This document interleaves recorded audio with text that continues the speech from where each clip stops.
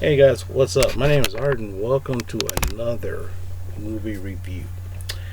As to uphold my word, I'm going to do more movie reviews on Mondays until the end of September because certain movie reviews had 30 views. I asked for 20 and I got like 30 on average. So they either I picked some really good movies to review or people just did it just so I can do it. I don't know, but I'm glad that you did, and I'm very humbled because I never would have thought that something like this would generate that many views. Today's movie is Air Force One. We're not talking about the Nelly song Air Force One. No, I ain't talking about that. We're talking about the movie Air Force One in 1997. I was almost done with college when this came out.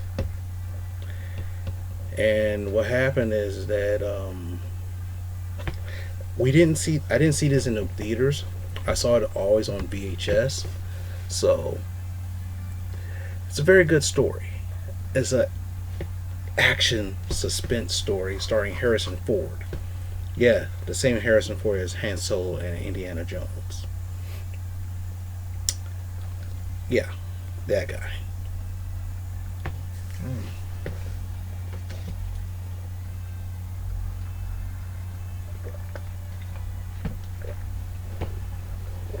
Okay, so here's the thing.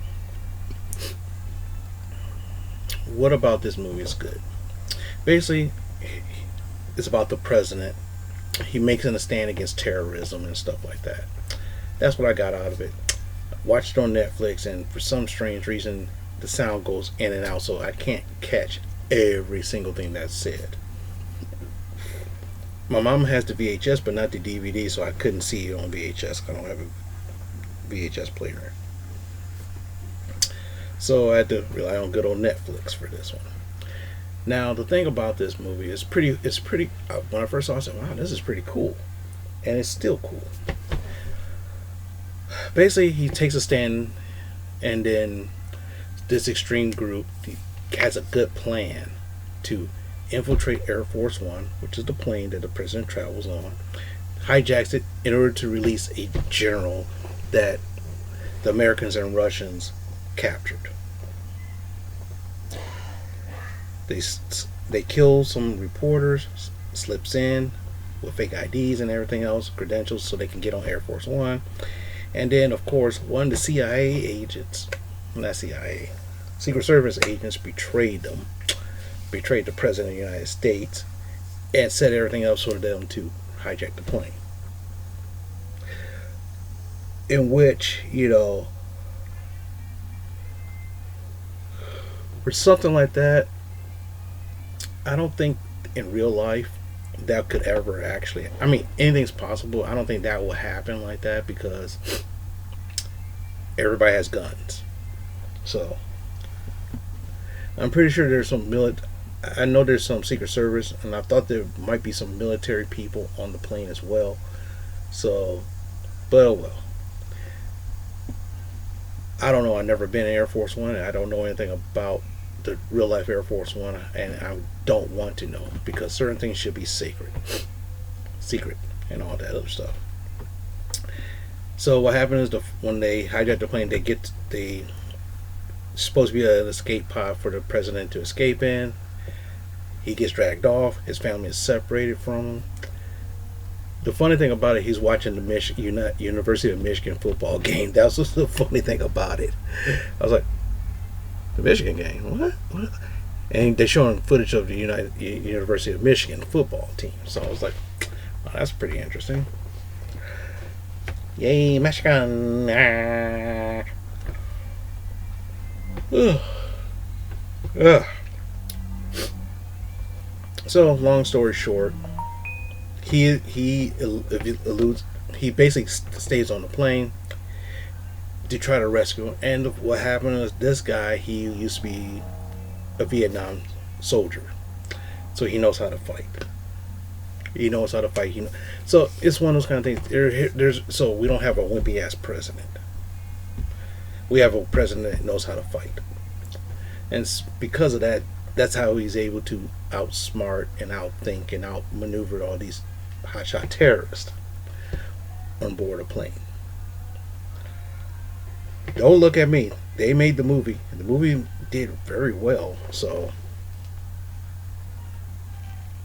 the movie did very well. So hey, don't mind me.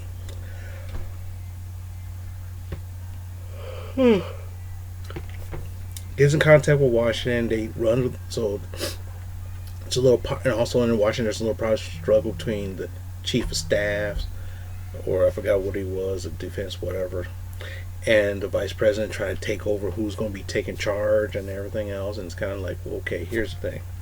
If something happens to the president or vice president supposed to take over, that's what we know. But I guess, in a sense of something that does happen, someone else could step in. That's nice to know. Hopefully this person has a good head on their shoulders. But anyway, enough of that dribble.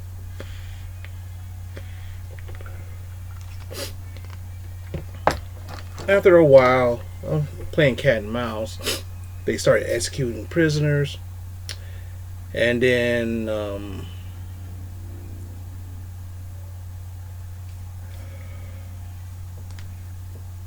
he ends up rescuing the surviving staff. Has an idea to put them on parachutes. When they, he rigged the fuel lines to lose fuel, so that way they had to get refueled. They could drop to a certain altitude. People can just parachute off. Started working, and all of a sudden, people know that the terrorist knows about it. Terrorist knows about it. Netflix is going on still. Oh, goodness.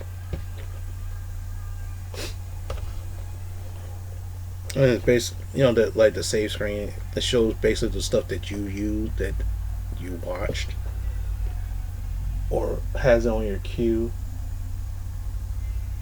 or sometimes not so much. But anyway, after all that, he gets a good portion of people out. He gets almost everybody out. But his family was still there because he's like, I'm not leaving without my family. Gets captured. They're flying into Uzbekistan or some Kazakhstan, and of course, Air Force One going there, but the enemy MiGs are not even alerted at the moment. They're just like slowly getting to it. Takes over the ship, the plane, kills off all the terrorists. Tries to fly it back. Then the MiGs show up. They say, okay, have the F-14s go. F-14s gets there, have a little dog battle and stuff like that. Yeah, it's kind of okay. All of a sudden, they had to do a trick to kind of like airlift everybody out by using a tether rope. Comes down to 3 people. They only could get one person before the plane crashes. The president, or one of the spy, or one of the staffs, which is William H. Macy Casey or something like that. So the spy reveals himself. And it's like, nah, I'm going to leave. I'm like, okay. Of course, he shoots the staff member. They fight it out. Harrison Ford gets airlifted out. Of course, plane crashes. Bad guy dies. And there's the end of the story.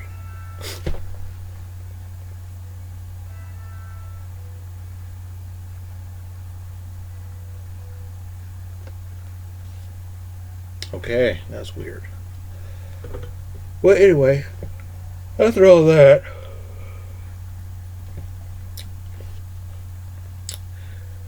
it's a very good story. A very good story.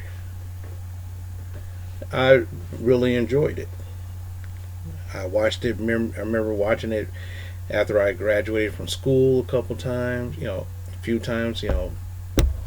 While you're trying to search for a job, you had nothing else to do. and before work, let's pop in Air Force One. Let's get some Air Force One action going on. You can rent it for like 2 days, and so you watch it twice, then turn it back in.